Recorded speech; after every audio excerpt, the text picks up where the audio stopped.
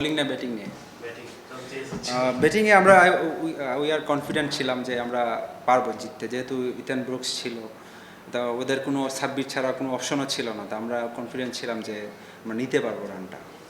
একটা ওভারে যেটা বাফার ছিল আর কি, আপনারা কি হিসেব করছিলেন যে ওই ওভারে যত হোক হ্যাঁ হ্যাঁ, আমরা প্রথম থেকে মিরাজ বলে আসতেছিল যে মিরাজ বলেন, ভিডিও নাচ বলেন, ওদের একটা ওভার শর্ট আছে, যে কোনো হয় স্পিন করাই দেবো নাহলে পেস করাই দেবো যাতে আমরা উইকেটে থাকি। বাট আমরা ওই রানার ওভারটা একটু রাশ করে ফেলছি, ওইবারটা তিনটে উইকেট পড়ে গেছে তাড়াতাড়ি, এই জন্য একটু মানে টিমটা ক্রিটিক্যাল মোমেন্টে চলে আসছিল। তো আলহামদুলিল্লাহ জিততে পারছি আর কি।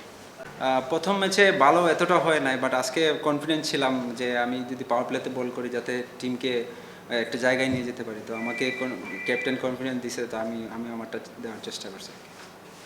দেখেন লাস্টের দিকে খেলা, আমি যদি একটা 6 মাইরা দিই তাহলে তো খেলা শেষই হয়ে গেল। তো আমি ট্রাই করছি এটা যে যাতে 6টা হয়। আমার হয়তো মিস টাইমিং হয়ে গেছে, টাইমিং হলে তো 6টা হয়ে যেত আর কি।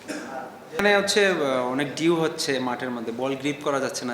আমারও সমস্যা হচ্ছিল, যেহেতু আমরা সেকেন্ডে বল চেঞ্জ করছি, বলটা মোটা হয়ে গেছে, হয়তো বা ডিউর জন্য ওর বলটা হাত থেকে ফসকে গেছে। তো এটা হ্যাপেন খেলার মতো।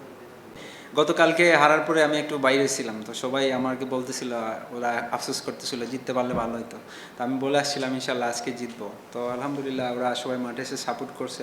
এবার সিলেটে সবসময় খেলার দর্শক হয়, মানে এখানে এরকম যদি ভালো খেলা হয় দর্শকরা আসলে কিন্তু অনেক মজা লাগে, মাঠে ক্রাউড থাকলে খেলতেও ভালো লাগে। তো আমি চেষ্টা করছি ভালো খেলা। Thank you. Thank you.